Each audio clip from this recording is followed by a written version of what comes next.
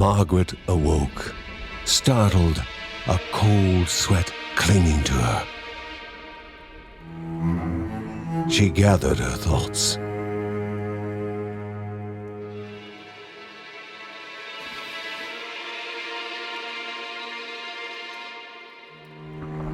Aged wood creaked, echoing through the quiet rooms.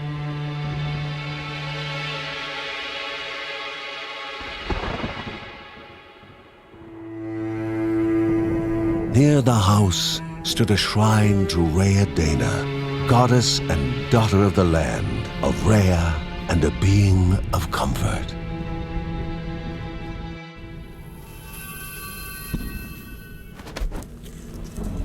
Margaret sought answers. But the goddess did not speak. There was only the faint whisper of something dark, something hungry.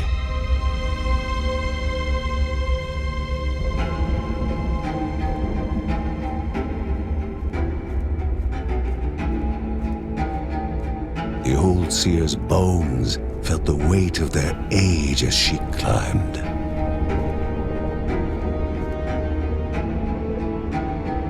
The only thought on her mind, has it begun again?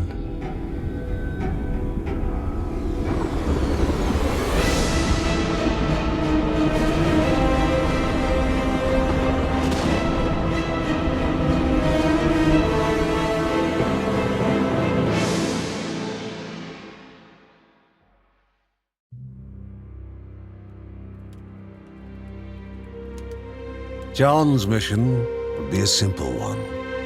He was to investigate Rhea's greatest shrine. His mother presented him with a fresh divinity shard.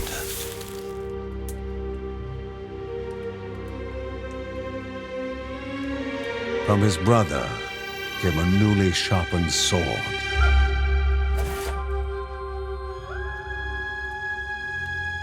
His wife gave him a kiss, and his daughter's hugs were full of reason to return home safe.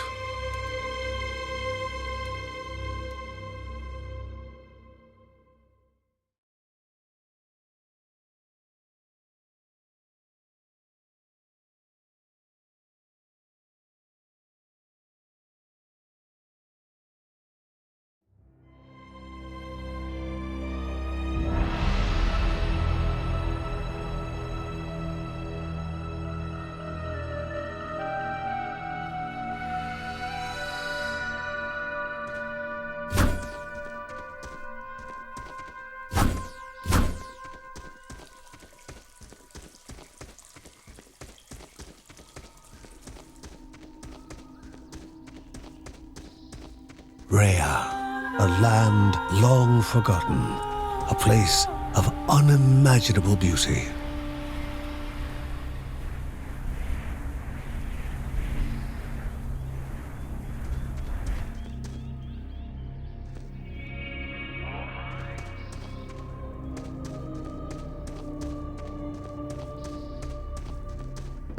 It first appeared as sludge given life, slithering creatures, small and vile.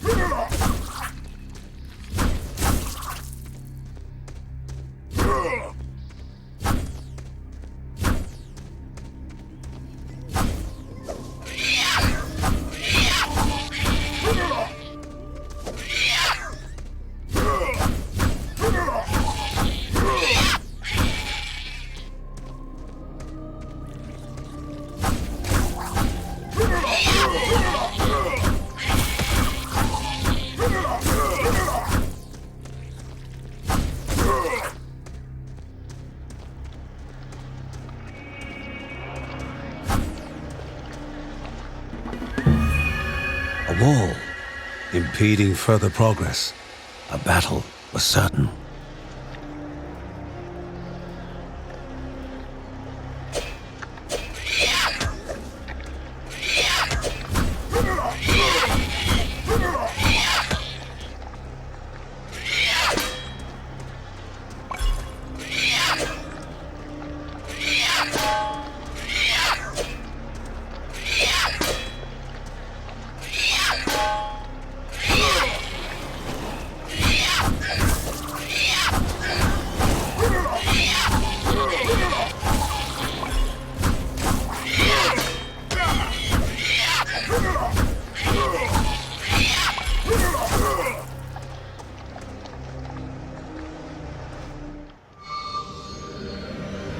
Banished by light itself, the corruption abated, leaving the shard cold in hand, dark, in need of life.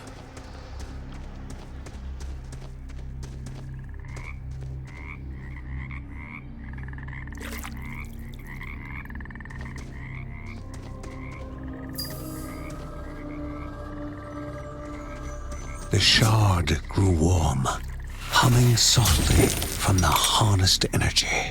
The shard grew warm, humming softly from the harnessed energy.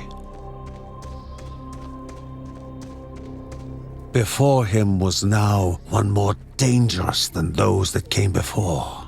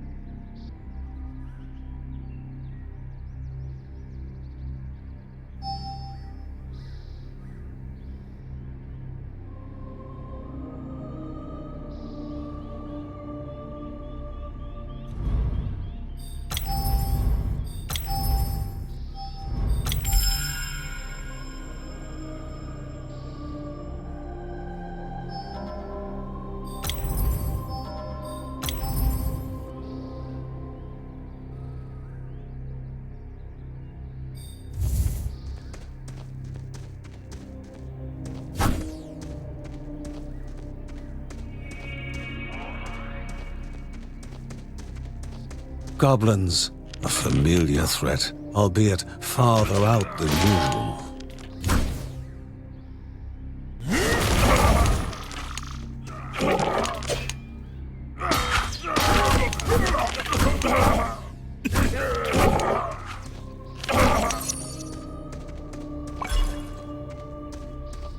Magnificent, but dangerous, a land of love found and of love lost.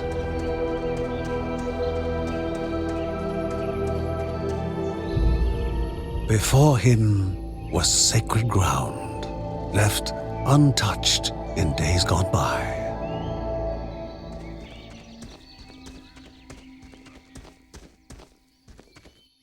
Remaining calm and collected, the shock of his heart-skipping beats was concealed in expert fashion. Before him stood Linda, his eldest daughter, with bow and quiver at the ready, determined to do her part.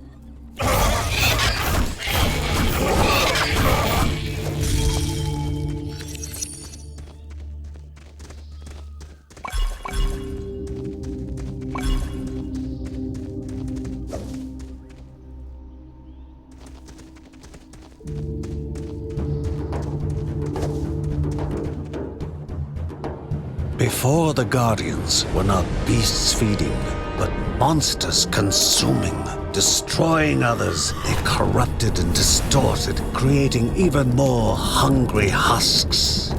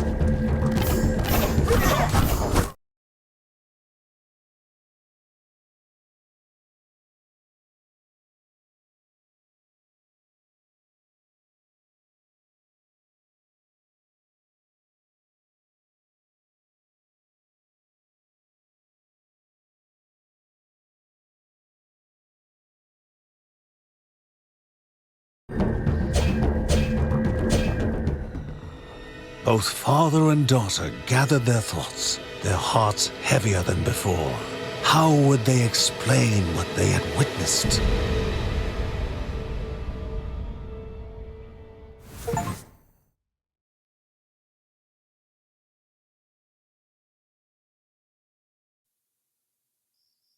The ancient tree had been cut down. Together, father and daughter described the horror, the creatures dripping with decay that slithered into bodies stuck between life and death to bolster their ranks. Grandma Margaret confirmed what they all feared. It was the corruption, a cruel entity spoken of only with hushed voices, an ocean of darkness that flowed from the top of Mount Morta. And the Bergsons' duty was to stand against this devouring deluge of death. Kevin was also eager to do his part in the family's fight, especially when his older brother Mark was off somewhere. He was as much a guardian of their mountain home as any of them. She stood. If they were to reach the summit and destroy this evil, as the Bergsons of old had done in the past, they would need the assistance of the sanctuary.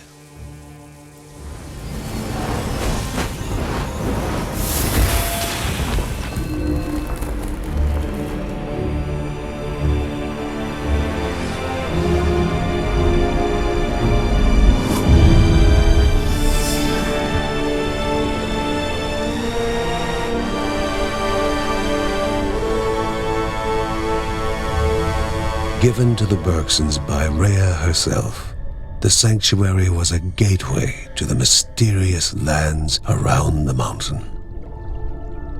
Margaret pointed to the huge crystal at the center of the den, revealing their next task: to activate it and open the way to the source of the corruption.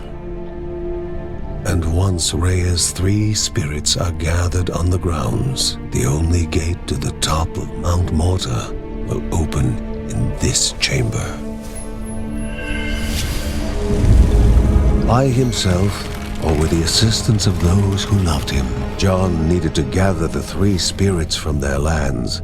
Without them, he would not be able to stem the flow of the corruption.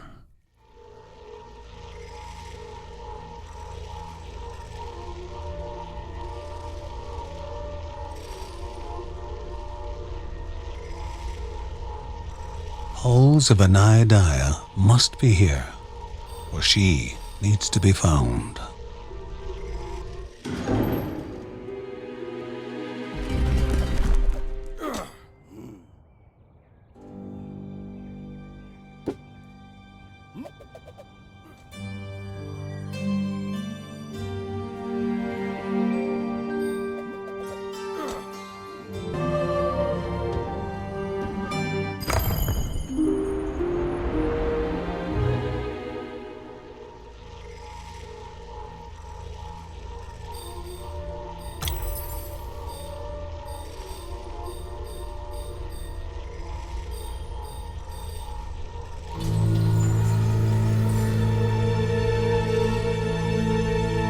A celestial shard chipped directly from the ancient crystal in the sanctuary.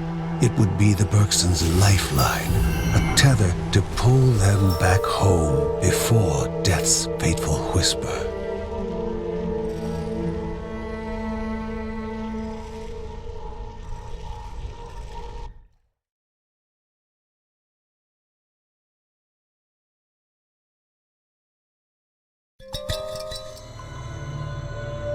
Filling the winding tunnels of the silk-covered caves, the acrid taste of poison lingered in the air. Spiders.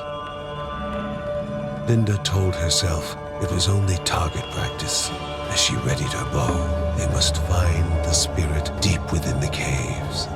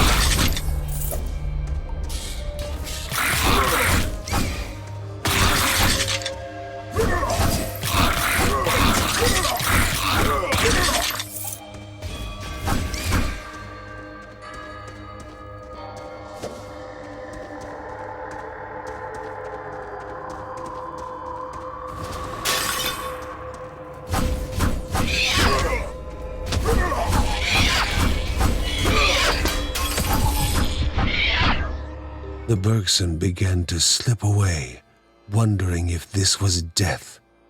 It was warmer than they expected.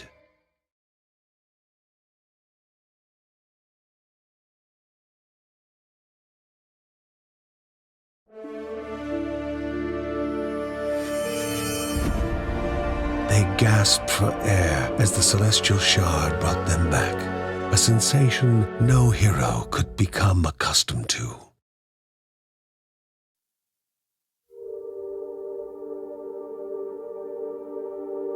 As she heard John and Linda describe their foray, thoughts rushed through Margaret's head. The corruption had amplified the creature's wickedness, and no longer were they part of the harmony of the Rhea. With the new threats looming, Margaret asked Ben to prepare his workshop. He would have to take charge of enhancing the warrior family's weapons and armor.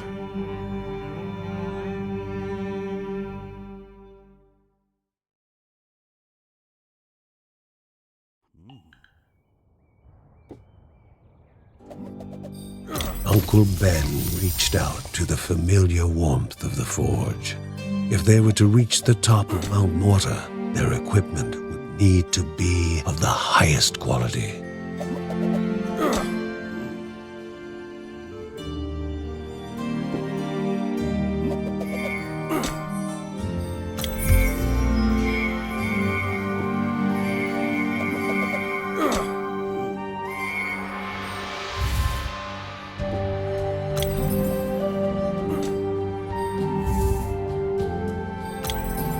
When light faded from the sky and most were fast asleep, Mary would write about her family, immortalizing them for future generations.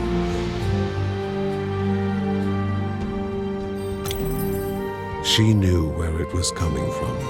Her ancestors had spoken of such corruption flooding down the mountain, but Grandma Margaret wanted to know what it was and what needed to be done to destroy it.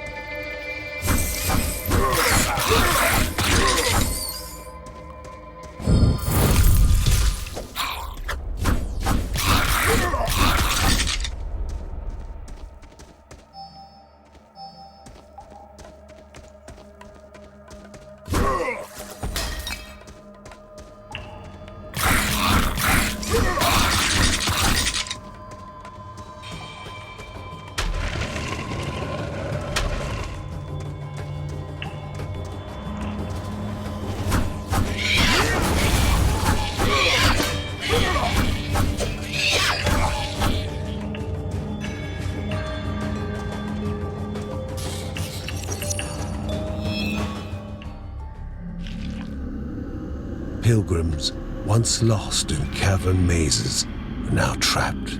Their poor families forever looking forward to a return that will never happen.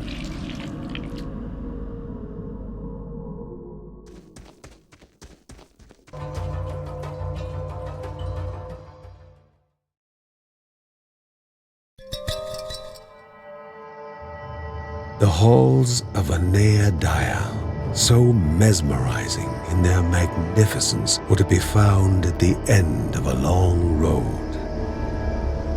And a hero never knows what is awaiting them at the end of a road. Moving is more important than reaching.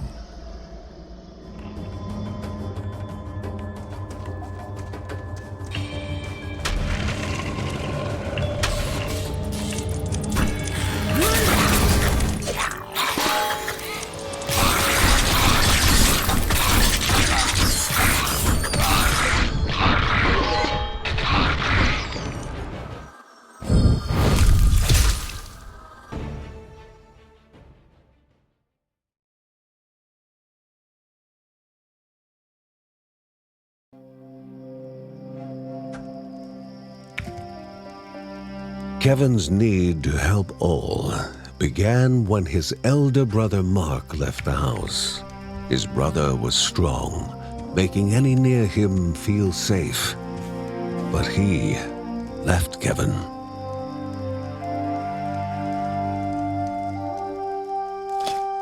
Though Uncle Ben knew what his nephew needed, a focal point for his aspirations.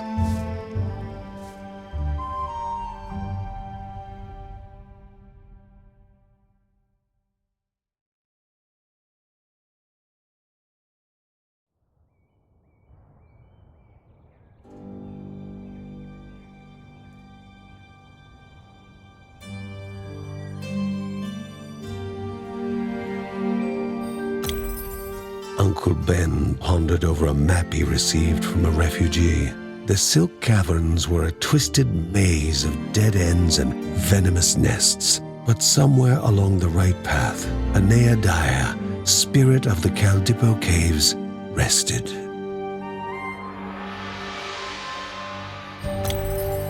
A mother away from her child would cause worry even in the best of times. And this was far from the best of times. It had been more than a year since Mark, Mary's eldest son, had gone to live in the monastery deep in the forest.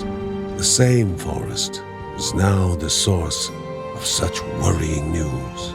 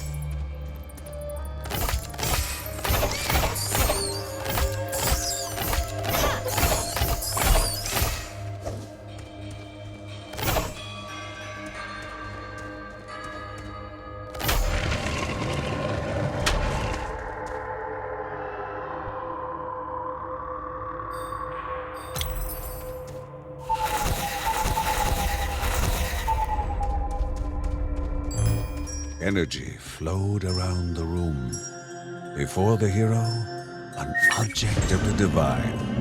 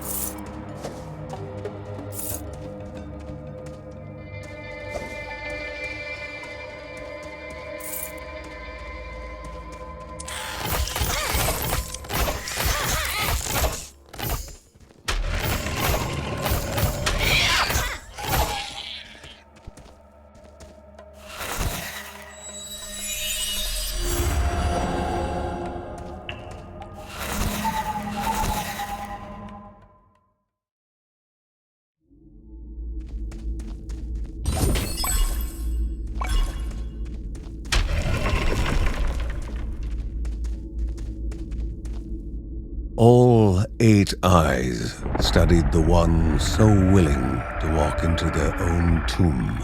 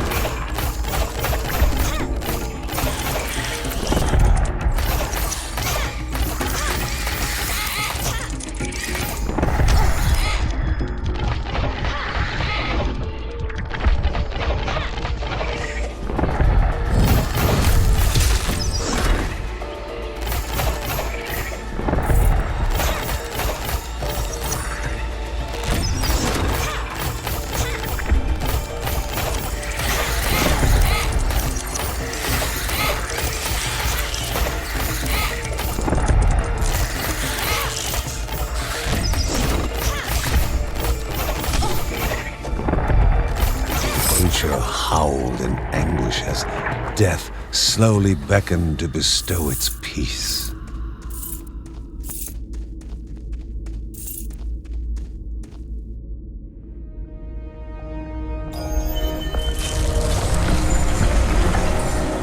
A way had opened, a step closer to the spirit at the heart of the caves, though before taking that step, caution dictated a return to home to inform the family of the newfound passage.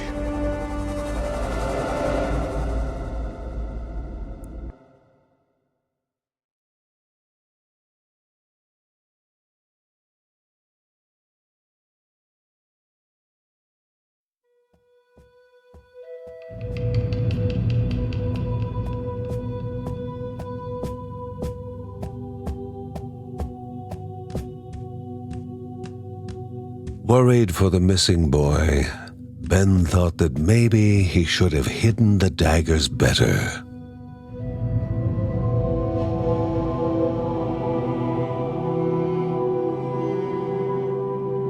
Margaret, in her wisdom, knew that nothing would have remained hidden from Kevin forever. Now she only encouraged her son and his daughter to hurry and find him.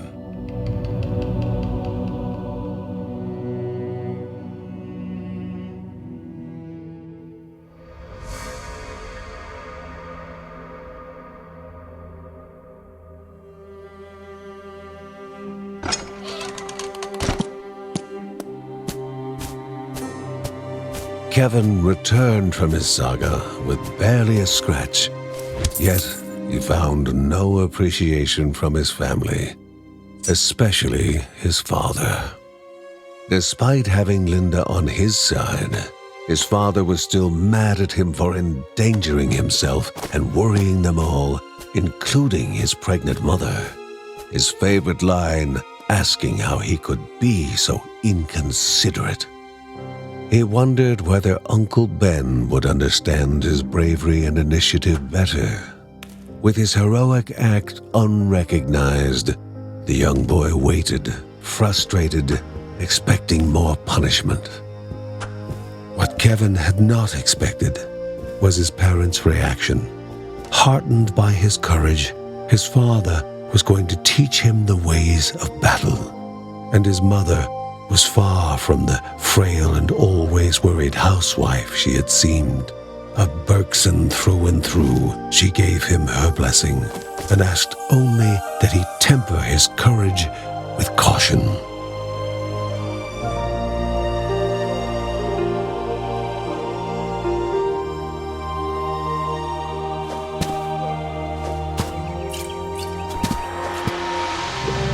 Perhaps Uncle Ben was the happiest of them all.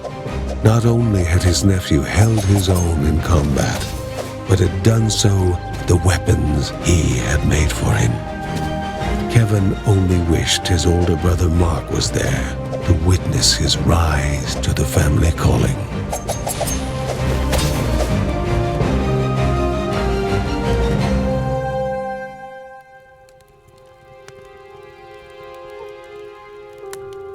Defeated, the Spider King had been removed from the path leading to the halls of Anaadiah, although the pestering of greedy goblins might still prove dangerous along the way. Uncle Ben was pointing out possible routes forward, speaking of the troubles pilgrims had run into in the lost trenches.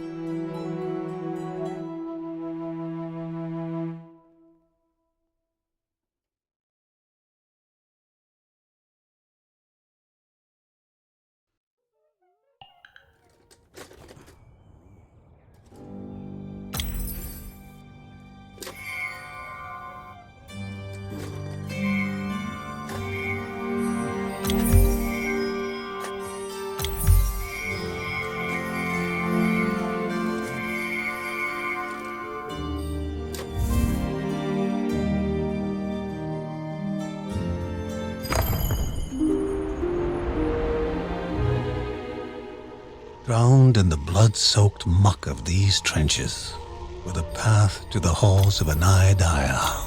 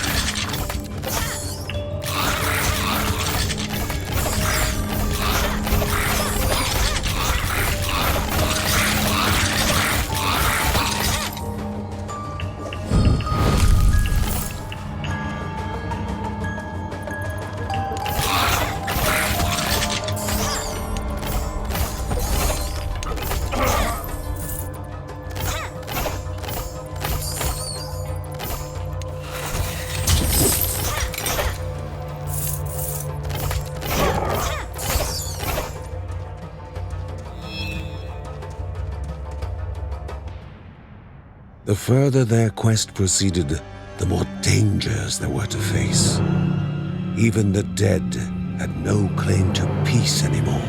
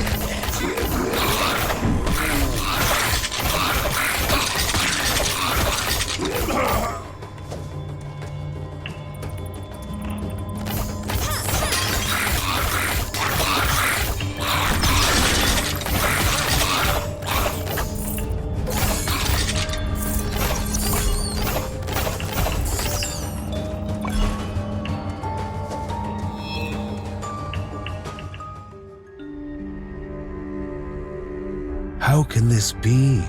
Is he lost? Muttered Margaret under her breath, lost in the study of the walls and oblivious to her surroundings.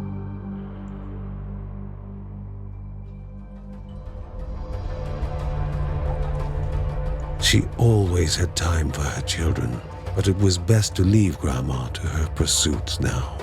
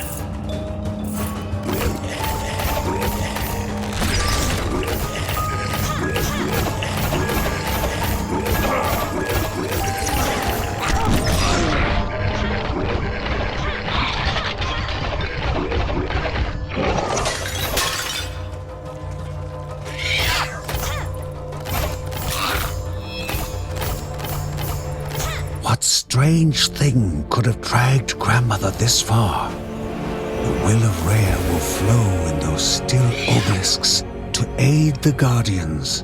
This was the only thing Margaret silently whispered. And the Bergson had to return home in order to understand what had occurred.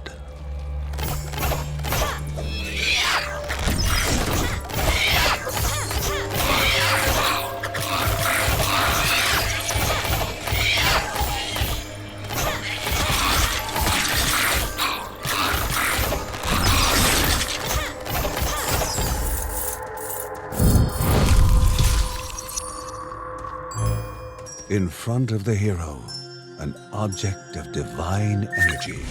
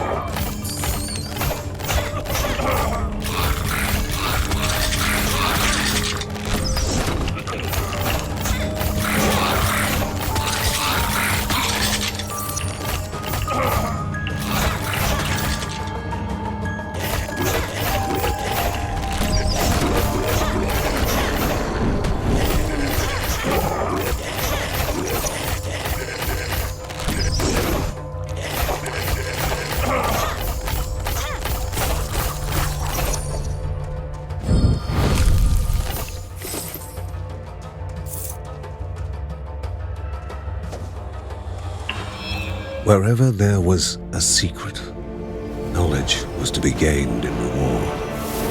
And wherever there was a reward, danger lurked. The cipher was important enough that it brought Grandma here.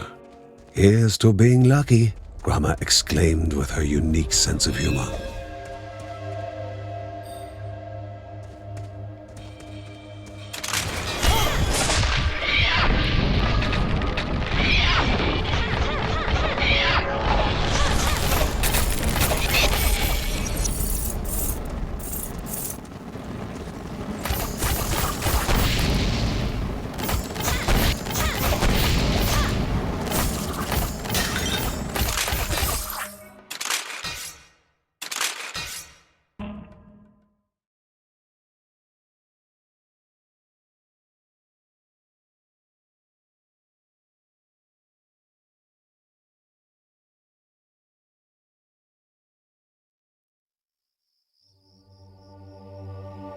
As the conversation turned to the progress of the corruption, Mary was curious to know which village had been attacked this time. However, that worry gave way to panic when Lucy entered.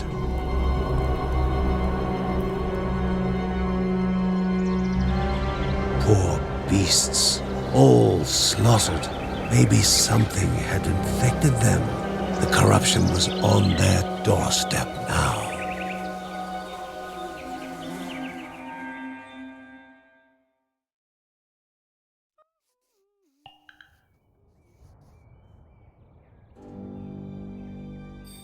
The mysteries of the world were like open books to the wise, and words from the wise shall benefit man and beast.